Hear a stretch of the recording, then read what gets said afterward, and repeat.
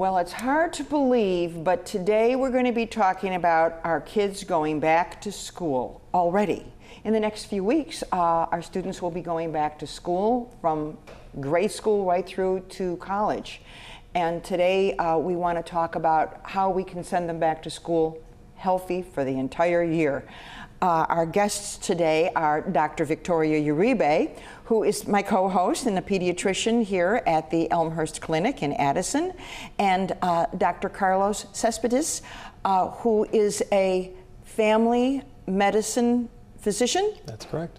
Before we get started, Yes. Dr. Cespedes, what is a family medicine physician? Well, family medicine physicians are doctors who see children from newborns to healthy kids and children with problems, as well as adults and the aged. So we see everything from A to Z, and we take care of, we see a variety of people on a daily basis. So from all ages? From all ages. So you work very well with the pediatrician because she sees them as little ones, and you can work together and kind of bring them up and grow with them? Right. Well, I see newborns. You do? Yes. Okay. In fact, after this, we're going to see 2 newborns today. So we see newborns, and I see the very elderly. I've been in nursing homes, and I also have a few home patients that I see. Let's talk about good health for adults. We say that it'd be good for them to be seen by their physician at least once a year if they don't have any chronic medical conditions. If they have chronic medical conditions, they probably should be seen more frequently than that, but at least once a year to make sure that they're healthy. And that would include, a complete physical exam, a review of any medical problems, their family history, make sure that that they're healthy by making sure women get their pap smears and mammograms when appropriate. And it's also important that the adults are immunized, which we'll talk a little bit about later. Yeah, because they feel that sometimes immunizations are just for kids. That's correct. It's not. for adults as well. I mean, those shots don't last forever. Sometimes you have to update them. That's correct. And people don't realize that. Right, and not only update them, but there's also some new shots for adults as well. Really? Yes. Well, shingles shots was not around when I was a kid. That's correct. And and it's really important right now. Yes, it is. Well, as parents,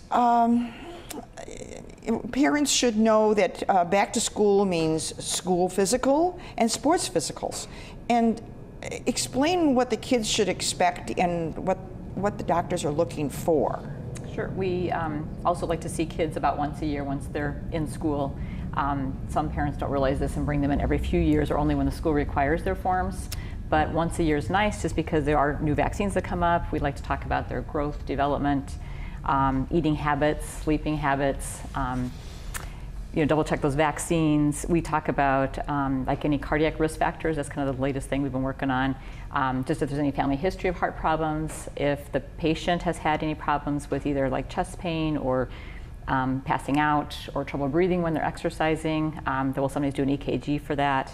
Talk about safety, like I have high school kids who are driving now, so talk about driving safety, or kids being in car seats, wearing bike helmets, things like that too. And then also just talking about how school is going. Like, are they doing okay in school? Are they struggling? Do they need to see a specialist? Work out, learning disabilities or ADD problems. And then teenagers talking about depression, things like that sometimes the parents have no idea about. So we do a lot of screening starting in middle school age for depression to see if kids are depressed and need to also see somebody before things get worse. And those are sometimes things that you don't see when they're very young, because even allergies, sometimes they don't start off with that allergy, but they can develop that allergy. Depression doesn't always start off when they're 6 years old. Right. It comes with time sometimes. So doctors can see that and spot that and kind of help direct and guide the parent. Well, the parents usually give us some, signals that there's some problem, and then there's a lot of things that are within normal, the way some teenagers behave or some kids behave is normal behavior, and it's important that we sort of counsel them, well, this is sort of normal behavior, or this isn't normal behavior, you really need to be seen regarding this issue. Yeah, and especially that you see kids and adults all the time. You could see it sometimes. A parent, you're living with the child, so this is normal. Right. And you don't see that child every day, so you kind of can pull those things out and notice that. Mm-hmm. Right. But maybe let's go a little deeper into the immunizations. Parents need to know what's required, and at what ages are these immunizations required? Usually once they get to school age, they've already had their infant shots, which is diphtheria, whooping cough, tetanus, polio we do, hepatitis B, hepatitis A usually, and different bacteria for meningitis prevention. So those are all kind of from birth through 18 months old. Right. And then kindergarten is the most traumatic usually for kids because they don't remember those shots from when they were younger, and they have to get some boosters. So we do measles, mumps, rubella boosters, chickenpox, tetanus, and polio boosters for kindergarten. They remember those. They remember those forever. You don't like us so much at that point. No. And then 6th grade is the next required vaccines, and that's the Tdap, which is tetanus, diphtheria, whooping cough, another booster of that, because whooping cough is pretty prevalent in middle school and high school kids. And we'd also do a meningococcal vaccine at that point. And then college, just a booster of meningitis, kind of before your last year of high school is required now. So you do a booster around 16, 17 years old. And then the other vaccine, which is not required for schools, but we do recommend, is the Gardasil. And that's against human papillomavirus, which is the virus that causes different types of cancer as adults. Right. So there's a vaccine to prevent cancer that we start giving at 11 years of age and can be given up to 26 years of age. Really? Yeah, so a lot of times when they're transitioning to a family medicine doctor or internal medicine doctor, and they're younger adults, we'll say, have you had your Gardasil shots? Some have, some haven't, and then we'll get them started on that 3-dose Gardasil vaccine. There's also 2-dose, but And that actually helps prevent cancer. yes. right. Yeah, this virus causes certain types of cancer. So those are a lot of good reasons that immunizations are very, very important. Yes. What about this one that it's on TV right now? That it's really scaring Yeah. everyone. All these illnesses are pretty scary. They're not new vaccines. They don't advertise them as much. But the meningococcal B vaccine is the newer one they've been talking about. And right now it's not recommended for all kids. It's just an option when kids go to college. So it's just a newer vaccine. We're still checking on coverage with insurances and not giving it across the board yet. But it's an option when you go to college. So it's an option, kids. and it's really not before the college age. Right. Not It's necessarily college, but the college Right. age, so 18, 19. Right. It's a very rare illness, so we're not using it as much yet, but we'll see down the road what comes. The other vaccine to not forget about is the flu vaccine. So flu vaccines we give in the fall, and not everybody gets it, but we really do recommend giving the flu vaccine every year. If kids get the flu, they're very miserable. They pass it to their family, their parents and grandparents, Right. and they miss a week of school. So it's a pretty miserable thing to get. So one quick shot, you prevent it. Yeah. And they spread around through the family. And Right. that's, and then it goes from the family and just goes on and on. Right. Unfortunately, the flu vaccine this past year wasn't very effective, but a lot of times they're able to get the proper strains of viruses and have a really effective vaccine. We try to get it's offered to all adults when they come to our practice, and they can decline it or accept it, but we usually encourage those that have chronic medical conditions like diabetes or problems with their lungs like asthma or COPD. We try to make sure that we offer it and strongly recommend it to those people in particular. And then there's another thing that, besides the physicals and the immunizations, for some kids, it's important that mom and dad get all of the information to the school about the child. What type of things should they be talking to the school about? Should they be talking to you about? Right. Well, the two probably the most important would be allergies and medications. If they have medications, they need to let the schools know exactly what medications are. Anything down from a Tylenol to asthma medications or seizure medications. It's important that the school know and that they have the proper forms and are properly informed, and the school nurses know what the children are taking. And a lot of times the school will help distributing it, if they're very young. And then with regard to allergies, if the child has any allergies, specifically food allergies or allergies to any particular insect, the school needs to know that and be properly prepared.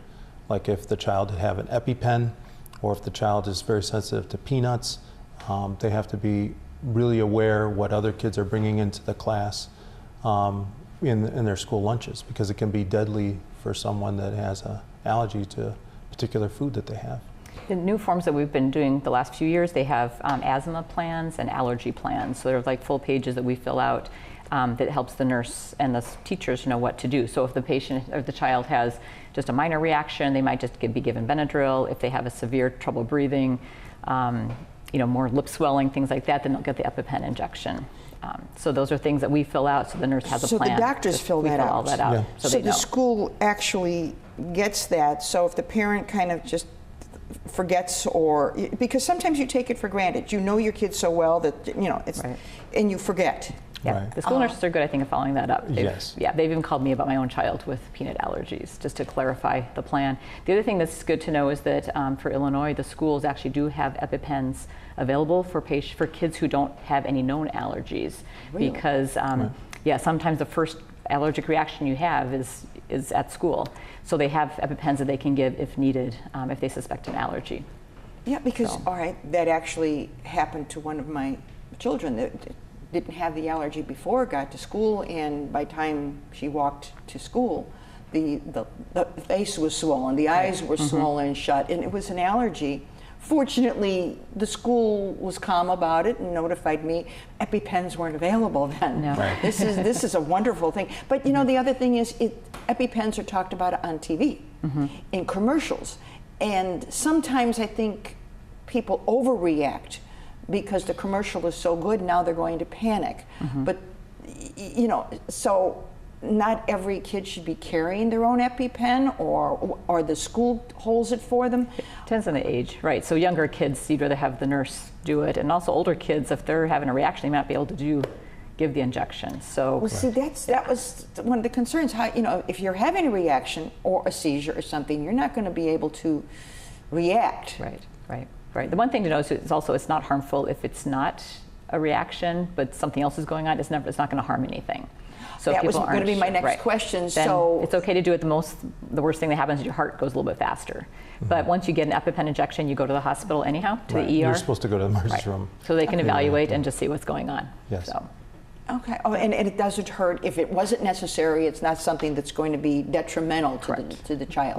Right. I think, and parents have to know that for themselves too, though, because we keep worrying about the children not knowing, and a lot of parents forget that adults need to know those things also. Right. Right. Well, as experienced physicians, I have never had any problem where someone has received an EpiPen, even if it was or was not, needed at the time.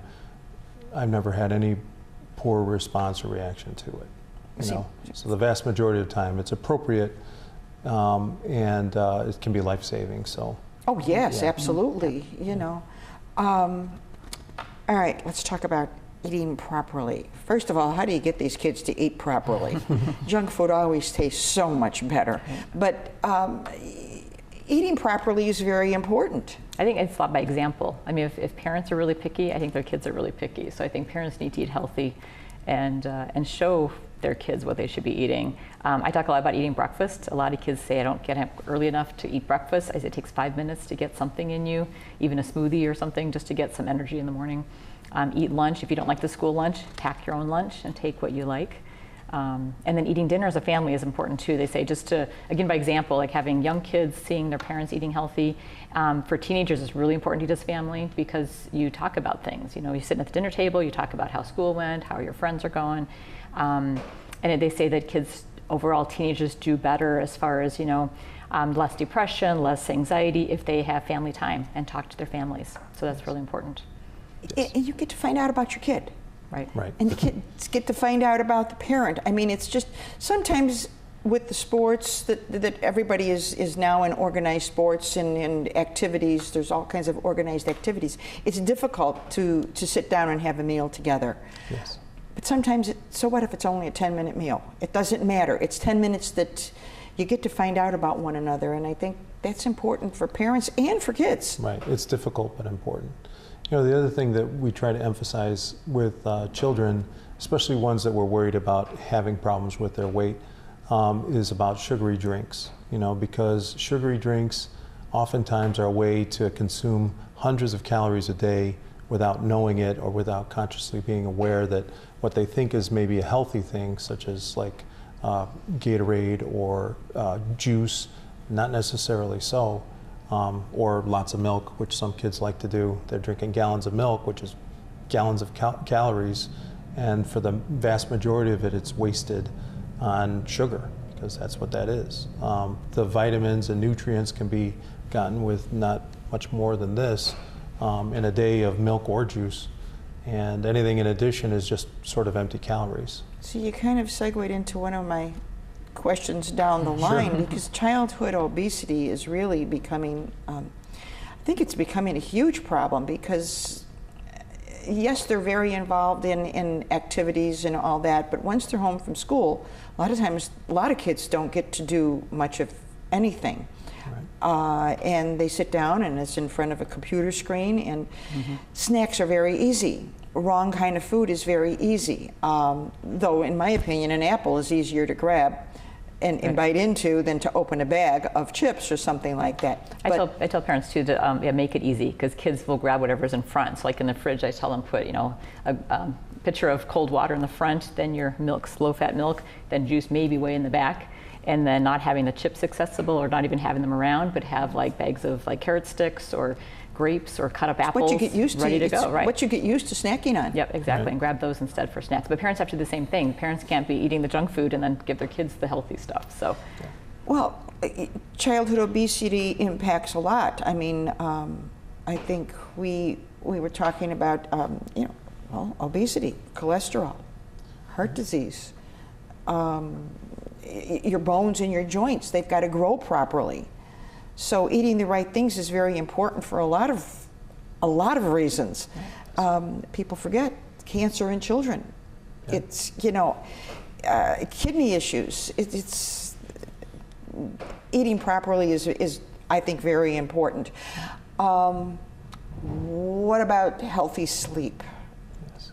Well, that actually goes with childhood obesity as well. You know, if the child is staying up later, usually there's a lot of high calorie, high salt snacks that are going along with staying up later. Getting proper amount of sleep eliminates the amount of calories that they're taking in, which are usually worthless when it's at the end of the day. And getting enough sleep, 9 or more hours a night is really important for their growth. I tell kids who want to grow, especially the boys, like if you sleep, that's when you grow, is when you're sleeping. That's right. So get enough sleep to grow. Right. And there's studies showing how much better they do with schoolwork, with exams, if they get enough sleep. So that's for parents, they like to hear that. They want their kids to do well. Yeah. A lot of the issues is having TVs in the room, in their own bedrooms. They have the TVs on, and cell phones, of course, is the worst probably. So parents are like, they're up till 2 in the morning on their phones. Well, then take their phone away, which they don't want to do, but you have to stop the phones late at night. That they're so hooked Nothing on good is happening on the internet after 10. No. No, and that's the truth. Nothing good is happening on the internet. Right. For the most part, not a lot of good is happening on the internet. It confuses me, but we'll be on the internet here. Yeah. Well, yes, we encourage people to watch that for sure. But a regular bedtime. And caffeine drinks. See, that's the other thing. Caffeine drinks are not. That's right. And that's talking about sugary drinks. I mean, it's not just black coffee these kids drink. It's the fun drinks, the lattes and the frappuccinos and things like that, which is Red Bull. Red Bull, right? Which is tons of caffeine. Oh my goodness. And, they'd wonder why they can't sleep. And the calories that are in a lot of those things. It's like, oh my goodness. But the other thing is the room situation, which Dr. Rebay brought up a little bit. Having a dark room is really important as well, so that the kid won't wake up as much at night, and they get more rested sleep, and they have more hormone production when the lights are dark, when the room is quiet, when the room is cool, and when they do the same routine before bed every time. Quiet, cool, dark. Same routine. 9 to 12 hours. No screen. Right, No screen TV time, screen, right, no right. screen of any kind. Right. I tell people too, because they say, yeah, any screen time keeps you awake. So watching TV keeps you awake, looking at your phone, computers. But reading, actually, what a concept. Reading a book at bedtime really helps you relax and go to sleep. Puts me to sleep instantly. Right. So I start, when they're young, like when you read a book at bedtime, that's your routine. You read a book, and parents should read their books, not look at TV to fall asleep. And get their kids to do the same. So I get even teenagers, like read a book before you go to sleep, read something fun, unwind, get rid of your thoughts and stresses, and go to sleep. You lead by example. Right. Right. You lead by example. So if you're going to read that article in the magazine, read it kind of around bedtime. Or if you're reading a book, read it around bedtime. Right. It's important, and you do lead by example. What else could we? What can parents and kids do to stay totally healthy? Briefly, what can they do to stay healthy, not only as a kid, but as they grow into adults, into older people, and the in-between age people? What can they do? What can you recommend that they do? One thing, besides what we've talked about, would be exercise, I would say is good. And there's a lot of, we talk about organized sports and kids who are so busy with their lives, but just going out with your kids and playing, like going out and jogging with them or taking walks with them, going to the park, playing basketball. Like just parents need to get up and move too, and get your kids to go out and move. It also lets you know what's going on in the kid's life too, because if Right. you're taking a walk, you might run into their friends. You get to see what kind of friends they have. You get to know a little bit more about them because they're in a little more relaxed mode, and they get to know about you. Right. The opportunity is there. Yeah. When they're just constantly looking at their screens and using their cell phones, the opportunity for conversation is much lower. If you're out and about with them, walking, doing something healthy, the opportunity for a conversation about healthy things like, are you smoking? Are there any drugs going on in your school? Not necessarily with you, but, and then other habits that you'd want to encourage in them are more easy to explain when you have the opportunity for conversation. And again, it doesn't have to be an hour-long walk. No. It can be a 10-minute walk, a 10-minute dinner. It just time together. It really, it doesn't hurt. It certainly helps. Right. Well, it only takes a few seconds to tell them, hey, don't do drugs or don't smoke. Yeah, or show them what it looks like after many years. That could scare the daylights out of them. Well, sometimes that works. Sometimes it doesn't work. That's right. You try everything. I mean, you do have to try everything because you want the best for your kids, and the kids want the best for you. Wow. Because you want to see them around a long time, and you want to be around a long time to see them. And it's important for grandparents, especially today. That grandparents are. A lot of times I'm seeing more and more are the primary daytime caregivers for kids. Right. Which is great. I love it. I mean, I think it's terrific because I think both one needs the other. One needs to know how and when things started in the family, and the other needs to know that they're working with this little child that is going to grow into an adult. It's a great opportunity for both sides. Yes. And the parents, because the parents can go to work and know that they're in good hands. That's true. Right. So that's a good trend. So in wrapping up, what are the primary things that you want to tell us about? Dr. Uribe? I would say definitely go see your doctor for checkups once a year. There's a lot of things you don't know that we, new things that we're bringing up as far as how school is going, immunizations, things like that. So definitely go see your doctor once a year at least. If you have health problems, asthma, we talked about, school issues, definitely go more often than that. Keep in touch with your doctor. Any concerns, call. We're there to help make kids be healthy, help the parents be healthy. I see a lot of what I talk about is for the whole family. Want everybody to stay healthy, right? Like we said, we want the parents to be in good health as the kids get older, want the grandparents to be in good health. Yes. Dr. Cespedes? I have to agree with Dr. Uribe that everything she mentions is excellent. It's important that we as parents, guide our children and give them examples that are proper and show them a way to good health. And one of the ways that we can do that is by keeping ourselves healthy and trying to explain to the kids that, hey, this is an example for them. Well, thank you so much for being here today. We thank you all for joining us. I'm Lucille Zucchero with Dr. Victoria Uribe and our guest today, Dr. Carlos Cespedes. And here's to your health.